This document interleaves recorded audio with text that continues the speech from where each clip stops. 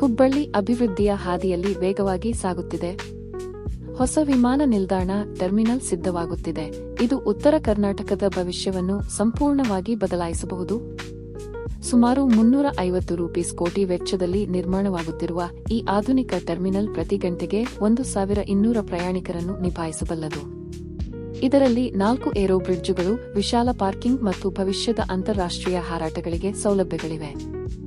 ಈ ಯೋಜನೆ ಪೂರ್ಣಗೊಂಡ ಬಳಿಕ ಹುಬ್ಬಳ್ಳಿ ನಿಲ್ದಾಣದಿಂದ ದೆಹಲಿ, ಹೈದರಾಬಾದ್, ಚೆನ್ನೈ ಮುಂತಾದ ನಗರಗಳಿಗೆ ನೇರ ಹಾರಾಟಗಳು ಆರಂಭವಾಗಲಿವೆ.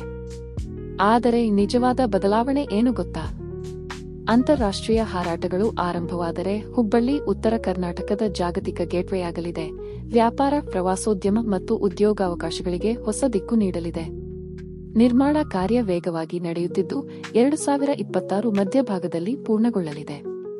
ಇದರಿಂದ ಹುಬ್ಬಳ್ಳಿ ಕರ್ನಾಟಕದ ಅತ್ಯಾಧುನಿಕ ಪ್ರಾದೇಶಿಕ ವಿಮಾನ ನಿಲ್ದಾಣಗಳಲ್ಲಿ ಒಂದಾಗಲಿದೆ. ಇದು ಉತ್ತರ ಕರ್ನಾಟಕದ ಹೊಸ ಯುಗದ ಪ್ರಾರಂಭ ಮಾತ್ರ. ಇನ್ನಷ್ಟು ಅಭಿವೃದ್ಧಿ ಮತ್ತು ಪ್ರಗತಿ ವಿಡಿಯೋಗಳಿಗಾಗಿ ಬೆಲ್ ನಾರ್ತ್ ಕರ್ನಾಟಕ ಚಾನೆಲ್ಗೆ ಸಬ್ಸ್ಕ್ರೈಬ್ ಮಾಡಿ.